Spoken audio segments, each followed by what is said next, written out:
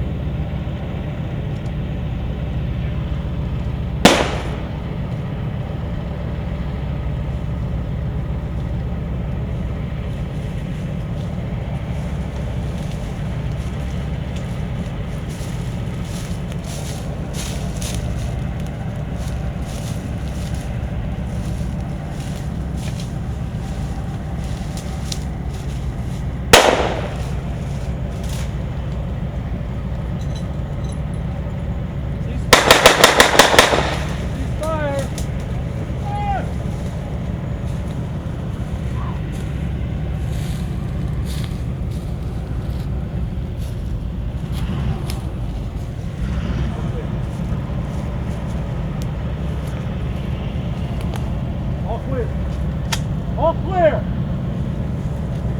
All clear!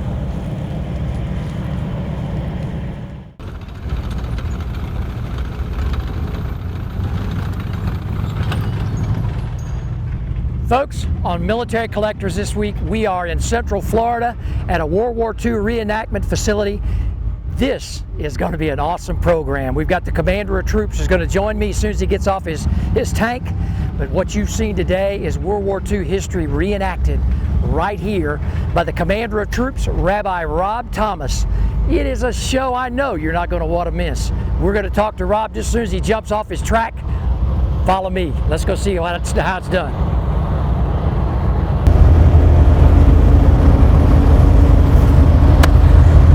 Folks, Joining me today is the Commander of Troops, Rabbi Rob Thomas, right here at the Central Florida World War II reenactment facility. This guy, not only is he an avid collector, all these toys are his. How would you like to have this as your playground? Man, I just can't tell you. This is awesome. It's hot. It's just like it ought to be, okay? Takes me back to my days. But Rob, listen, welcome to Military Collectors. Thank you very much. Listen, you guys have got a great show that you put on here. This is just a wonderful facility. Tell me about all the things that you do and how you do it real quick. Well, for us, it's all about preserving history. The men and machines, World War II armor, were brave and they were victorious. By the end of the war, they had killed more German tanks than the German tanks had killed of us. And that was because of their adaptability. As you know, you're a military man, assess, adapt, and overcome. We still do that today. Keeping 70-year-old beasts running is no easy task. But thanks to all the volunteers and full-time staff here, we're able to do it. We bring them all across the country. You want us there, and you've got room for us to run, and you don't care about your lawn, we're there. Well, listen, I'm looking forward to seeing the rest of the collection with that. Folks, our Commander of Troops, my host today, Rabbi Rob Thomas, right here at the World War II training facility. Stay tuned. When we come back, we're going to talk to more about what this guy's got on station and his toys that he loves to play with. Stay tuned. When Military Collectors returns, we take a look at the collection of World War II tanks that Rob Thomas has collected and why it's important for him to preserve this part of American military history. If you have missed any past episodes of Military Collectors, be sure to go online at militarycollectorstv.com, and you can see not only past episodes, but also read in-depth features on the people and their passion of their military collections. How's it going? Hi. Today we're going to be comparing the roll-formed high-strength steel bed of the Chevy Silverado to the aluminum bed of this competitor's truck. Awesome. All right, let him drop.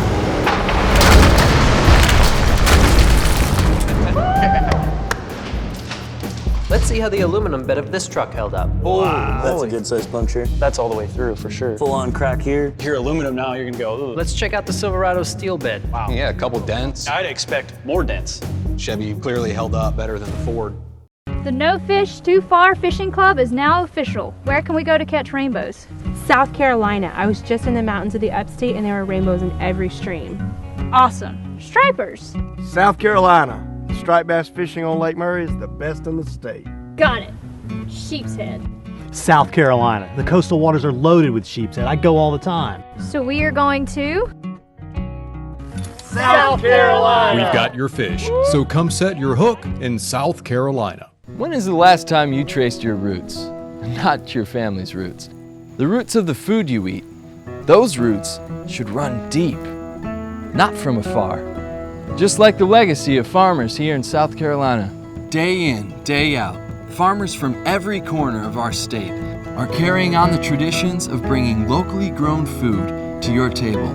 So, choose food that's rooted right here. Choose certified SC grown. It's a matter of taste. Unforgettable memories begin the moment you pick up your first Browning. With unmatched security, fire protection, and storage options, Browning will be with you through a lifetime, protecting your guns and all the cherished memories you make with them. Keep your Browning memories safe. Roger that. We're back with Commander of Troops, Rabbi Rob Thomas. But before we go down and talk about his collection of great armor vehicles in this segment, we got to talk just a little bit about what we saw in the battle in the reenactment. You know, Rob, I tell you what, walk us through just a little bit about that tremendous battle that we saw today, because it's fantastic. You guys do such a great job. Thank you very much. So what we try to do is recreate the tactics of the time. What you saw was combined arms at its finest. The infantry leads the way, they make the breakthrough, they find contact, they then call in the armor to clean up the mess. We're always cleaning up the mess. Once we take the position, they then move forward and repeat. It's exactly how they did it in World War II. It's exactly how we trained to do it. And so when people see us, they see a historically accurate representation of the time. Well, Rob, you know, I will just tell you, my hat's off to you guys, okay? But, you know, I've got to talk about your collection, okay? And I've got to talk about your passion. And I know, thank you again for your service to our country. But I have to ask this loaded question. How does a guy from the Navy get into armor, okay? Give me a little bit of background about you and this passion that you've come to grow into. So I joined the Navy as hospital corpsman, thought I'd be in air-conditioned hospitals, and they sent me to be with the Marines. Once you get the green in your blood, you never lose it, do you? And so I decided I wanted to have a World War II Thompson. Once I had the Thompson, I knew I had to have a Jeep. Once I had a Jeep, I knew I needed to have a heavy machine gun. And you know, the long and short of it, Bob, is I have the world's most patient and understanding wife. You know, I have one of those too, okay? My collection is not as vast as yours, but what I get away with is probably all I'm going to do. But listen, let's talk armor now, okay? Because again, armor during World War II was just one of those significant historical pieces of equipment. You know, at the front end of the war, we really weren't prepared for what we were about to see in North Africa, as you well know. But this has turned out to be, I know, a passion that you have and a big part of your reenactments. Let's talk about it. We'll just go down the line. Certainly. Let's talk about your collection here. So what we have here is a M5 Stuart. This one actually began as a high-speed tractor. It did see action in World War II, but as a tractor. The previous owner then made a replica M5 Stuart out of that chassis. Oh, wow. The M5 Stuart was a reconnaissance tank. It was a light tank, very light gun, and its job was to figure out where the enemy was and let the bigger boys know so they could take care of it. So it was shoot and run back and say, hey. Shoot and scoot. There you go. Okay. Well, let's talk the next one here that we saw today. This is the M18 Hellcat gun motor carriage tank destroyer. This is the fastest tracked vehicle ever made. It will beat an Abrams. In World War II, in a test track, it was clocked at 74 miles an hour. It regularly hit 50 miles an hour out in the field. This is a tank destroyer. Its job is to find the German armor, or listen to the Stuart tell us where it is, and take it out.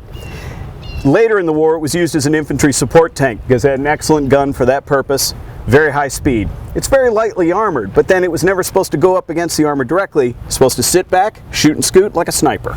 Well, look, before we go on to see the rest of these folks, okay, as a collector, where did you find this stuff, okay? I mean, and not revealing any secrets, but I mean, this is not for the weak-hearted here, nor light pocketbook either, because I mean, this is a big deal. These are rare and they are expensive. I will tell you right now, if you're thinking about getting into collecting these, the price you pay after you buy it is the higher price. It takes a lot to keep these running. It takes a lot to find one that is already running, or at least running enough. When we get them, there's usually 6 to 12 things seriously wrong with them. We then bring them back up in our shop so that they're ready for the field.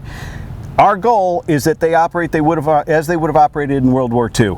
So they do all the things they could do in World War II and nothing shy of it. So you don't swap out the power packs, and so you try to keep the original engines and all those main components. Everything you see is original and fully functional. Now, finding these here in the United States, overseas, or just all around the world? All around the world. I've bought about half in the United States and the other half I've bought overseas. It's mostly other collectors getting out of the business, your onesie twosies or even large collections. Wow. It's a small community, as you can imagine. It is. So they'll ring me up and say, hey Rabbi, I'm thinking of selling my Sherman tank. And then off it goes from there. Oh my goodness. Well, we got to get down to the next one. Okay, now this is yours. You must be partial to this one, because again, this is the Commander's track. Okay. This is the Commander's track. This is my favorite in the collection. This is an M4A1 Sherman tank. It is the main tank of World War II for all the Allied forces, frankly. It's an excellent tank. It gets besmirched a little bit. I find that personally offensive, so I'm going to tell you a couple key things. First off, at the end of the war, the kill ratio between German and American armor was 2.75 to 1. For every one American tank or tank destroyer lost in the war, the Germans lost 2.75. Right. When one of these was hit, on average, 1.1 crewmen became a casualty, and of course that's tragic. The Germans lost crew at 8 times that rate. This was a survivable tank. It was a reliable tank. It was operational 89.6% of the time. The Germans' best was 60%. Well, you know, Rob, again, I know you're partial to this vehicle here because you look great. I mean, just like a Commander ought to be. That's right. You know, one of the things that's key about collecting is the family that you create, and you've got a wonderful family.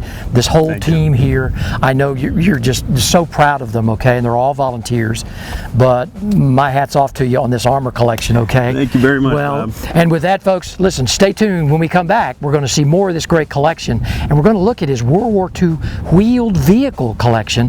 So stay tuned, won't you?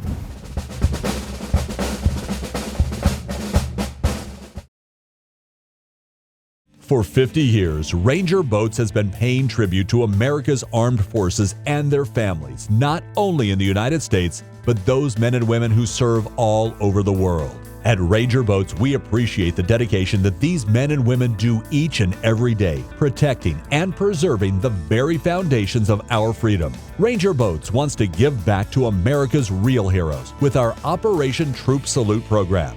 For more information, visit rangerboats.com today.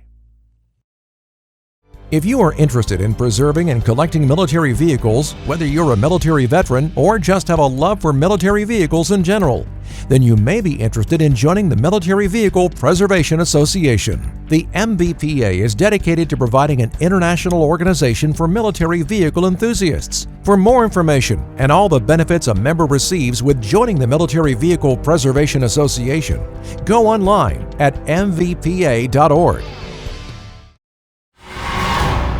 The most advanced hunting clothing in Browning history.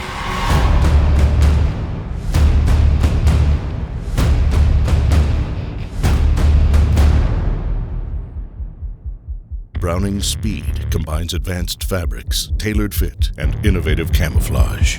Hunt harder, faster, and stronger than ever. Speed, killer clothing. How's it going? Hi. Today we're going to be comparing the roll-formed high-strength steel bed of the Chevy Silverado to the aluminum bed of this competitor's truck. Awesome. All right, let him drop.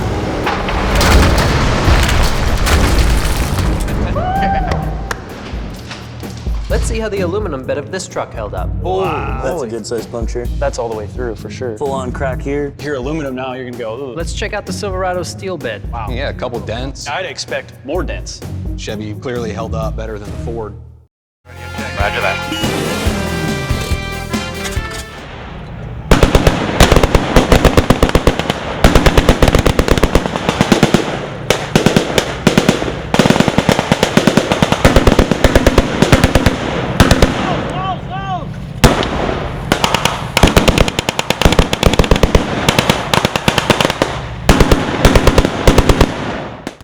Well, we're back, and Rob Thomas has really done just a yeoman's job with showing us around the compound here. And now we're going to talk wheeled vehicle collection, okay? But I first have to let all the people know, of all the vehicles that you have, how many do you have in your collection? Now, I guess that would be running and non-running? Yes, there are a couple that are being restored right now in various degrees of restoration. But I'd say the total is about 25. Wow, Rob, that is a tremendous, well, it's just a tremendous taken. I mean the upkeep, and of course I'm talking to the choir here, okay? My little minuscule collection is nothing compared to this, but you know, you put it to great use. But the wheel vehicle collection, let's talk just a little bit about these, because these are an integral part not only to the reenactment but to moving the troops. That's absolutely correct. During World War II, for every combat soldier, there was between 6 and 12 people behind the lines, making it possible for the warfighter to get the job done. There is no such thing as being ashamed of being in the rear with the gear. Without the gear, we don't get anything done. So the CCKW truck here was a troop carrier, weapon carrier, ammo carrier. This thing was what made the Red Ball Express and those fine drivers possible. This is what kept us supplied through Europe and beyond. Listen, I haven't rode in one of those for real, but I've rode in the back one. Let's move over and let's talk about this Hummer here, because this is probably one of the more famous pieces that you see, like in every war movie or whatever. But tell us about this, the half-track. This is actually, this is an M3 white scout car. This is the predecessor to the half-track. Okay. This is a reconnaissance car. So they would put a 50 cal up top and a 30 cal in the back and send this out to find out where the enemy had gone and where he would be found. The troops loved this vehicle. Very lightly armored, however, so a bit risky to them, but for off-roading, it's the best vehicle I have. Well, yeah, I mean, gosh, you know, I mean, when the troops ride, it's always a good day, huh? Yes, it is. Let's talk about this one now. So this is the M20 armored utility car. This is what replaced the M3. Okay. So this is a 6-tire, 3-axle vehicle. It can be 6x6 drive. The idea was it's a little more heavily armored. You put a 50 cal up top, and in theory it would go places that the M3 would not. In practice, this was actually not a superior vehicle. Off-roading was better in the M3, but on-road, this could do 50 miles an hour all day long. Oh yeah, okay. All right, now let's move to the next one. This is a Dodge WC63. It's a 63 because it has 3 axles, can do 6x6, and it has a winch in the front to pull itself or other vehicles out of the muck. Again, this was used to carry troops or supplies to and from the battle. They also would press them into service as ambulances if necessary. Gotcha. This is a great specimen here, okay? I mean, this, you know, I guess part of the whole thing about having a collection and having the passion for it is restoring them back to what they're supposed to be, okay? And you've done just a tremendous job. Thank you. Okay, now let's move to the half-track. Now this is a half-track. This is the iconic vehicle, along with the Sherman tank, I suppose, of World War II. This is an M3 half-track. It was designed to bring troops out to the field of battle and provide them just a little bit of cover. Really, its function was to keep up with the tanks. What do you put the troops in when you need them to stay with the tanks? They settled on the half-track ultimately. So there's a door in the rear the troops could come out of. Again, they would mount a 50 cal machine gun and maybe others, carry additional supplies and ammo, bring wounded soldiers out of the line of fire. We'd use these for that as well. Well, listen, I have to ask you this because, again, reenactment is your business.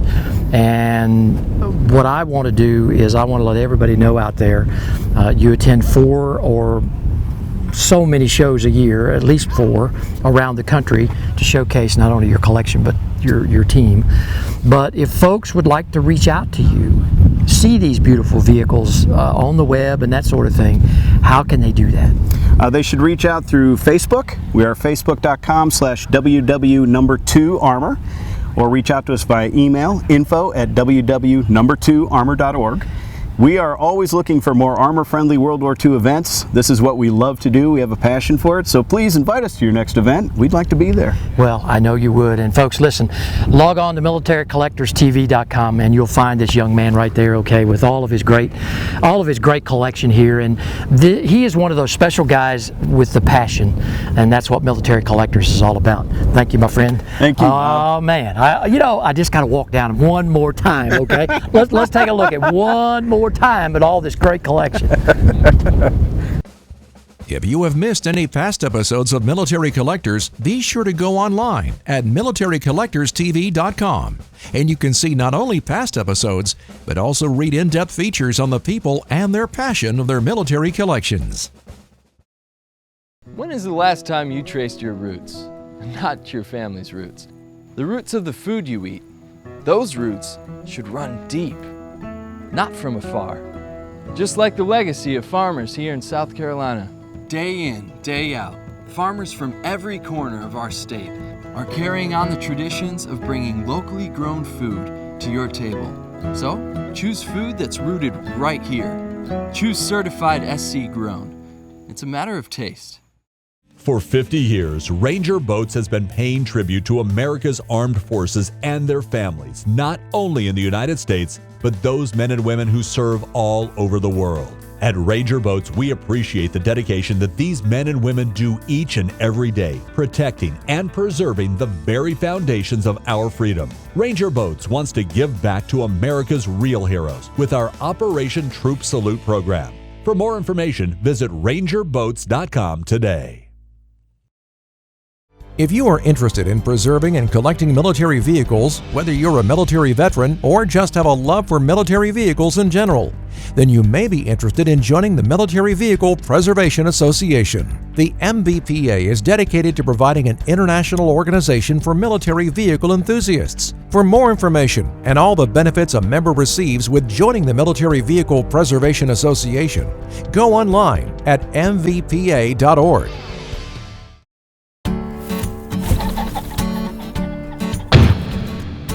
Unforgettable memories begin the moment you pick up your first Browning. With unmatched security, fire protection, and storage options, Browning will be with you through a lifetime, protecting your guns and all the cherished memories you make with them. Keep your Browning memories safe. Ready and check. Roger that.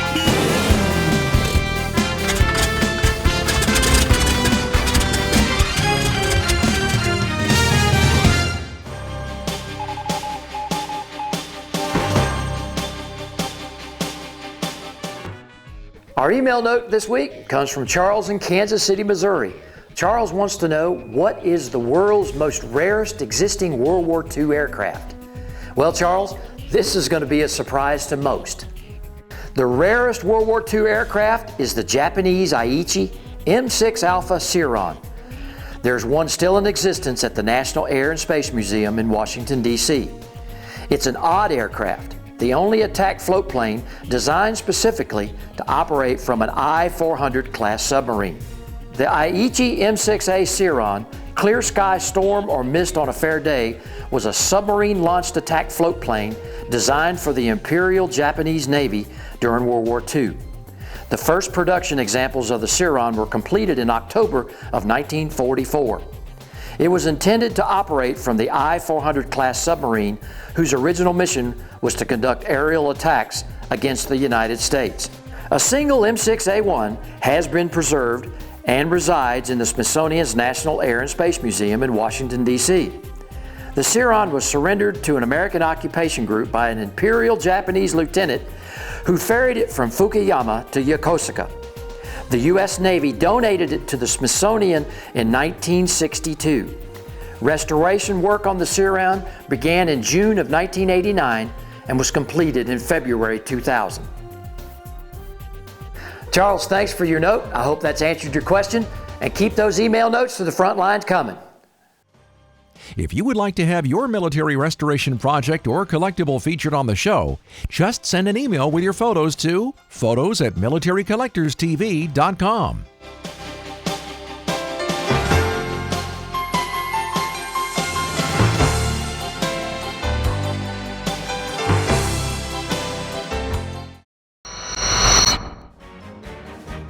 Well, that's our episode this week of Military Collectors. I got to thank you, my friend. Thank you, Bob. Rob, this is such an awesome group. My hat's off to you, not only for the reenactment for history, but for your service to our country, what you're doing now to show all these kids what World War II was all about and what service to our country is about. So thank you for having us down here. This has been an awesome program. Thank you, Bob, and Semper Fi. You bet, man. Take care. God bless you. All right, guys. Wage it on. Woo! Yeah, man.